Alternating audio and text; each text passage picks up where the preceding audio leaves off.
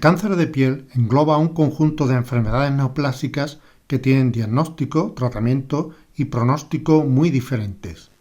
Podemos distinguir tres grandes grupos: el cáncer cutáneo no melanoma, que constituye la mayoría, aproximadamente el 95%, y dentro de los cuales nos encontramos con el carcinoma vasocelular, que representa un 70%. De hecho, es el tumor más frecuente en el ser humano. Y después nos encontramos también dentro de este grupo al carcinoma escamoso o espinocelular, que viene a representar un 15%. En segundo lugar nos encontramos el melanoma en sus distintas variedades, que viene a representar un 6%, pero que sin embargo tiene una gran importancia por ser un tumor agresivo y con una alta mortalidad. Y existen otros tumores que no son frecuentes, como son el linfoma cutáneo, los tumores de los anejos, los tumores neurales, como el carcinoma de las células de Merkel, y los tumores de tejidos blandos. Como vemos en la estadística, el melanoma ocupa el 11º lugar dentro de los cánceres más frecuentes en España, con 2.577 casos en el año 2015 en hombres y 2.313 en mujeres. Sin embargo, como veis al final, se hace la distinción de que esto representa una estadística, pero sin contar todos los tumores de la piel, porque si incluyéramos al carcinoma espirocelular y al carcinoma vasocelular, constituirían los tumores cutáneos la primera causa de neoplasias en España. Estas tasas de incidencia y de mortalidad son de las más bajas de Europa, pero esta situación está cambiando aceleradamente. En esta otra gráfica vemos la supervivencia relativa a los 5 años y vemos cómo el melanoma tiene un pronóstico que no es muy malo comparado con otros tumores. En varones la supervivencia media a los 5 años es del 79% y en mujeres del 89%. Estas diferencias parece que se deben al diagnóstico más precoz en mujeres y que además en ellas aparecen zonas más visibles, con lo cual el diagnóstico es más precoz y por tanto el pronóstico también lo será. En esta otra gráfica vemos en distintos estudios que se han realizado en regiones diversas de España y vemos cómo la incidencia del melanoma desde el año 1978 hasta el año 2007 ha ido creciendo, sobre todo en las mujeres. En esta otra gráfica vemos cómo también se ha producido un aumento del cáncer cutáneo no melanoma, tanto en mujeres como en hombres. En esta otra gráfica vemos un factor fundamental en la aparición de los tumores, sobre todo en los no melanocíticos, como son la edad. A medida que aumenta la edad, aumenta tanto en hombres como en mujeres la proporción o la aparición de cánceres cutáneos no melanomas.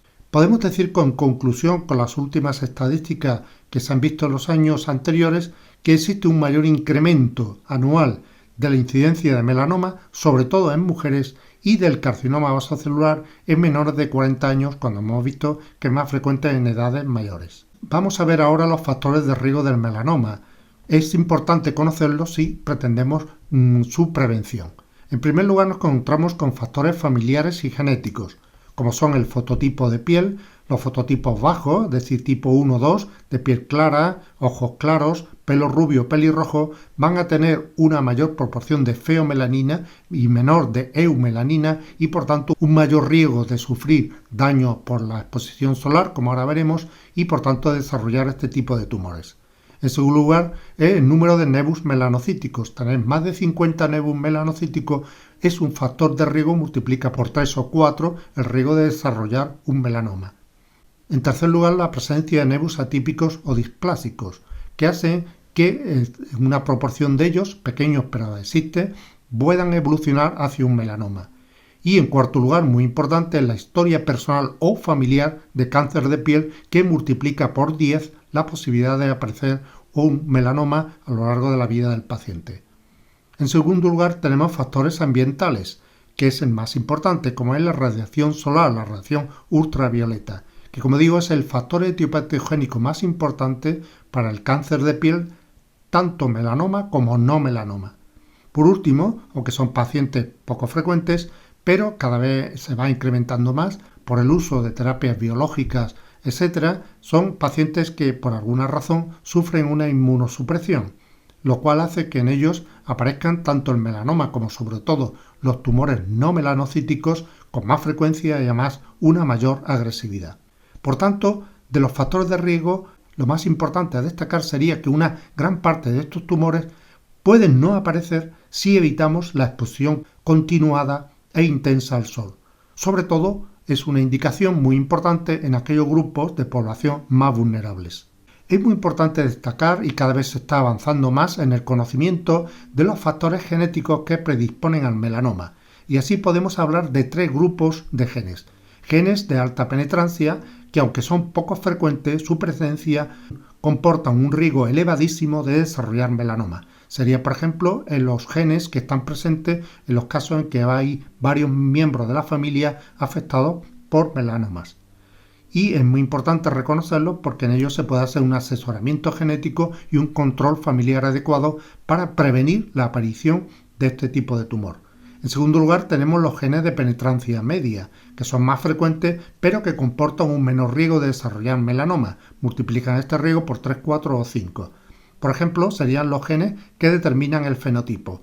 El fenotipo pelirrojo, como vemos en esta imagen, son personas que tienen una mayor cantidad de feomelanina que protegen menos contra el daño solar que la eumelanina y que además tienen una mayor tendencia a producir fenómenos de oxidación y por tanto de mayor daño a nivel tisular.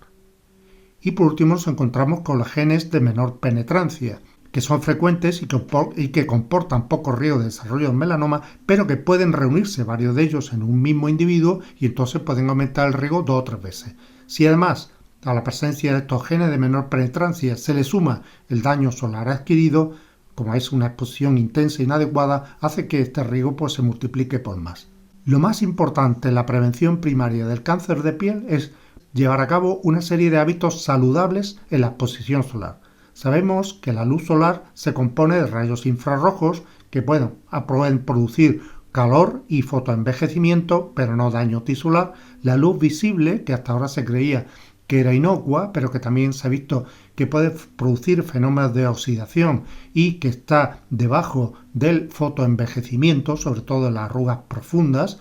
Después tenemos los rayos A. Son los más frecuentes y son los que más penetran en la dermis, pero que tienen una menor capacidad de alteración del ADN de las células de la piel. Y por último tenemos los rayos B, que son los más energéticos y que son los más dañinos, los que pueden causar más mutaciones del ADN de las células epiteliales y con el posterior desarrollo o aumento del riesgo de desarrollo de cáncer de piel. Es decir, la exposición prolongada e intensa al sol ocasiona un daño en las células epidérmicas, daño que se repara. Nos ponemos de nuevo un nuevo daño, nos vamos exponiendo y cada vez la capacidad de rectificación de los fallos del ADN a nivel de la epidermis, de la célula epidérmica, se va haciendo menor hasta que se van sumando muchas mutaciones del ADN y da lugar a la aparición de los cánceres de piel. Por tanto, vuelvo a repetir, en la prevención primaria lo más importante es desarrollar hábitos saludables en la exposición solar, que sería, por ejemplo, evitar estar demasiado tiempo al sol, no solamente en la playa, sino en nuestras rutinas diarias, cuando vamos a andar o vamos a caminar o vamos a dar un paseo por la calle. Segundo, para protegerse es muy importante utilizar medios físicos, es decir, los parasoles, las gorras, camisetas y gafas de sol homologadas, que es tanto o más importante que las cremas solares. En tercer lugar, empezar a tomar el sol a medida que va avanzando el verano de manera gradual, evitando la exposición prolongada y sobre todo las horas de máxima intensidad, evitarlo de las 11 a 16 porque es cuando la radiación ultravioleta B y la A también son más intensas y por tanto pueden dar lugar a mayor daño tisular. Y ponerse siempre un protector solar de un factor de protección solar elevado, sobre todo si se tiene la piel sensible, son fototipos 1 o 2, aplicarlo en cantidad suficiente y renovarlo periódicamente, que se pone aproximadamente media o una hora antes de la exposición al sol, y si nos bañamos hay que renovarlo con una frecuencia de horaria o de 2 horas. Y también elegir el protector solar en razón de la actividad que vamos a realizar. Si vamos a sudar, si vamos a bañarnos, hace que se elimine con más facilidad la crema protectora y nos expongamos a un daño solar importante.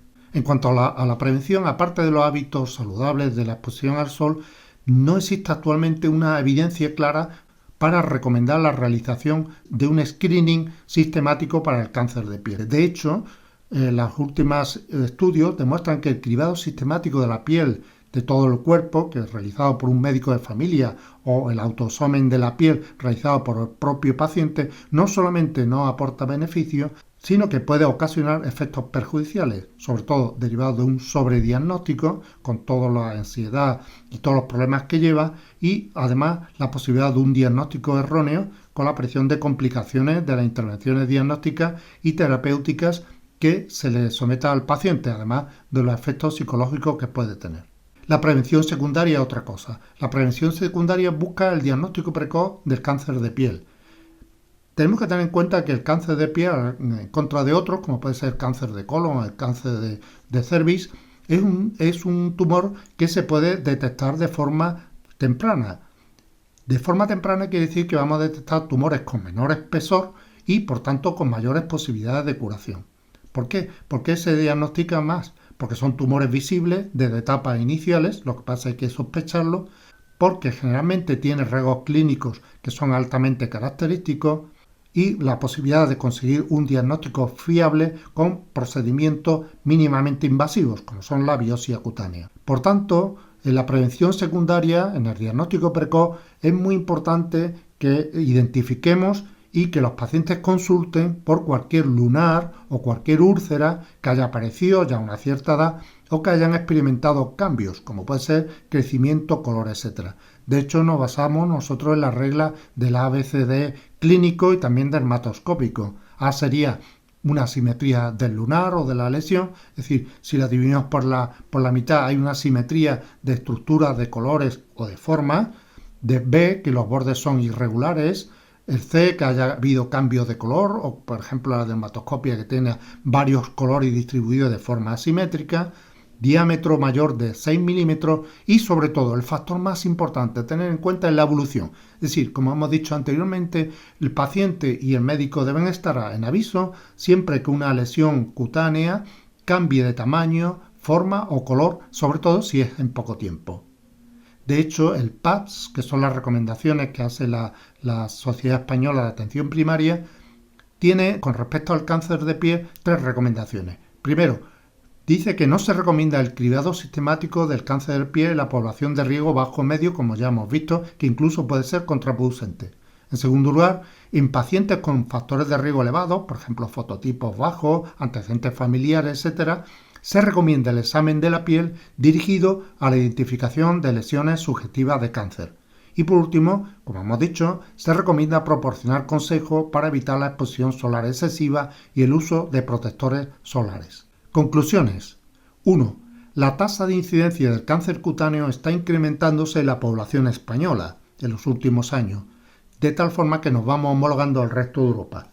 La tasa de mortalidad, sin embargo, se ha mantenido estable o incluso ha descendido en alguna forma del cáncer cutáneo no melanoma, probablemente por un diagnóstico y un tratamiento más adecuado. 2. Durante los últimos 20 años, la incidencia de melanoma ha aumentado a un ritmo más acelerado que cualquier otra neoplasia en nuestro país, y que además las proyecciones realizadas indican que esta situación de aumento, de incremento de su incidencia continuará en el futuro. 3. El aumento de la incidencia puede atribuirse a varios factores, como son el aumento de la exposición recreacional al sol, sobre todo de forma intermitente, la exposición a la radiación artificial. De hecho, en algunos países se prohíbe el acceso a las cabinas de rayos ultravioleta en menores de 18 años, aumento de la esperanza de vida, que hemos visto que se relaciona directamente la edad con la aparición de cáncer cutáneo no melanoma, sobre todo, cambios en los hábitos de las prendas de vestir, con una mayor exposición de la piel a la radiación solar y el aumento progresivo de las personas inmunodeprimidas por tratamiento o por enfermedades. 4. Hay que seguir insistiendo en la prevención y el cribado del cáncer de piel mediante estrategias de distinta índole, como son programas para mejorar la fotoprotección en escuelas, en espacios públicos y en actividades al aire libre, mejorar la protección de los trabajadores al aire libre, que es una población que está muy expuesta al desarrollo del cáncer de piel porque no se privan y no se cuidan en la exposición solar, y limitar el acceso a las lámparas de rayos ultravioletas. Con solo promover el uso en la comunidad de cremas de protección solar, se ha demostrado disminuir la incidencia del cáncer de piel en un 10 a un 15%. 5. Los médicos que atendemos a personas con riesgo deberíamos, por un lado, potenciar la autoexploración del paciente de riesgo y, en segundo lugar, explorar a los pacientes activamente, ya que se diagnostican más tumores en estadios precoces y, por tanto, se posibilita un mayor diagnóstico y una más pronta derivación a dermatología. En este estudio que se hizo en Alemania, en el cual se le proporcionó formación a los médicos de familia, y vemos cómo en cuestión de pocos años se consiguió una disminución del cáncer de piel tanto en hombres como en mujeres, con el uso del diagrama de diagnóstico con el ABCDE y el uso de la dermatoscopia. Por último, la teledermatología, que ha demostrado ser muy útil para el diagnóstico más precoz del cáncer de piel, porque podemos mandar directamente la información o las imágenes a un dermatólogo especializado y él nos puede dar la pauta de cuál sería la orientación diagnóstica y el camino a seguir con el paciente. A este respecto, hemos de decir que en atención primaria en nuestra zona, pues estamos haciendo todo lo que podemos para intentar un diagnóstico precoz y la prevención del cáncer de piel, como sería mediante el programa de cirugía menor, con cada vez más biopsias de lesiones, el uso de la dermatoscopia, cursos de dermatoscopia y últimamente también el uso de la ecografía, sobre todo para el estudio de tumoraciones subcutáneas. Por tanto, solamente me queda agradecer vuestra atención y a Yuka el que haya confiado en mí para la elaboración de este tema. Gracias.